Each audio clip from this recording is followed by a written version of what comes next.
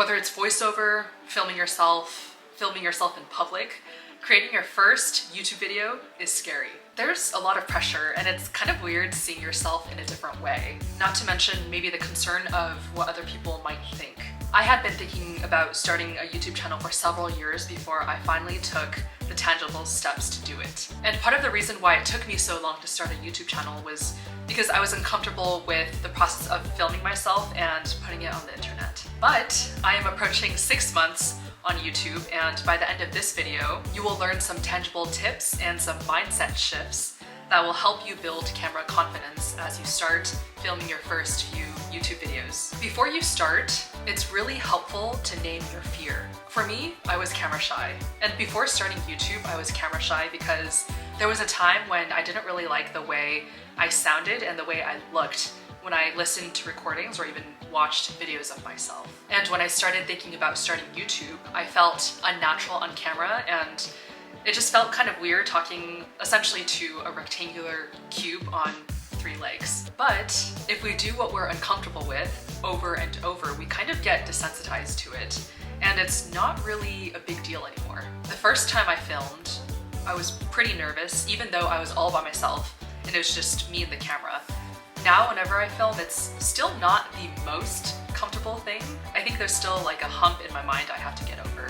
But the discomfort I feel is a fraction of what I used to feel back when I first started filming for the camera. And when I upload, I feel more of a sense of anticipation and excitement for how my video will be received by the audience as compared to any other major negative feeling. You can also manage your YouTube experience in whichever way you want. If you don't want to, you don't have to tell anybody about your YouTube channel. I used to travel alone, and one of the things I loved about that is when I met new people, no one knew who I was, and I was meeting everyone for the very first time. That meant to me that I could kind of be whoever I wanted to be because no one had any prior expectations of me. I think YouTube is a pretty similar situation in that if you don't tell anybody you know that you started YouTube, you're pretty much introducing yourself to a whole platform of people who don't know who you are, and you can kind of be whoever you want to be on this platform.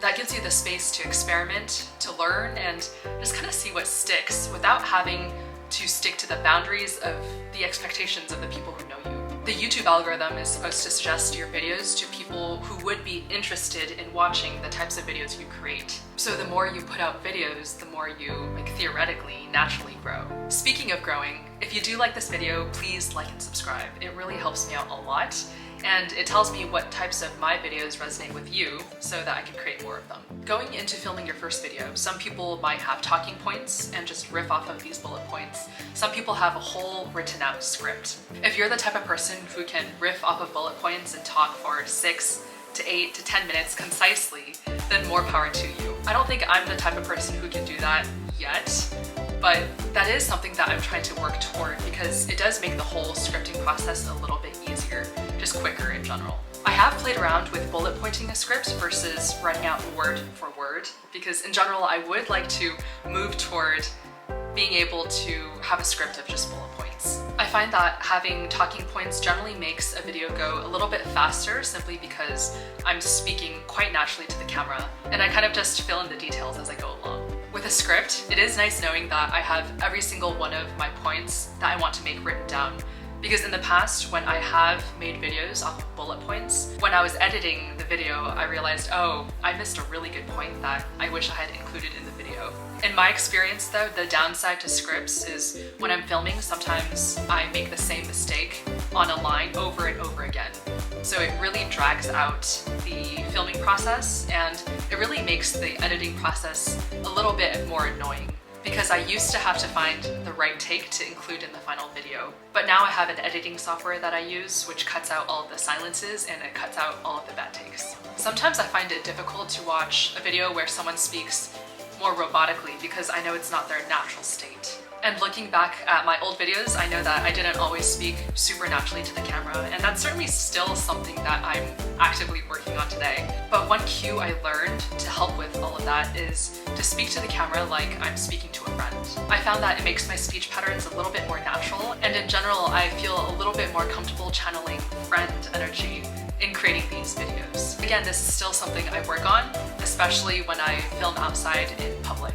The great thing about YouTube is because you control the editing, you control what the audience sees. If you don't feel comfortable with a specific take, then it doesn't have to be in your final product, and you can redo the take as many times as you want. Obviously, that takes a lot of time, so to me it's just easier to get over the fact that the first few times we do something will naturally sound and look maybe not as good as if we've been doing it multiple times over and over.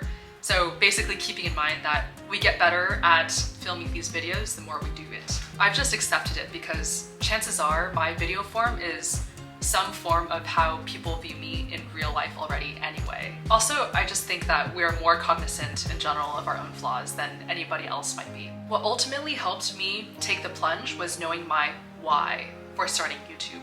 Don't let your fears get in the way of your goals. My goal for YouTube was for this to become another stream of income, and I didn't want my fear to stop me from reaching that goal, which is why I ultimately pushed myself to take the plunge and start recording videos for YouTube.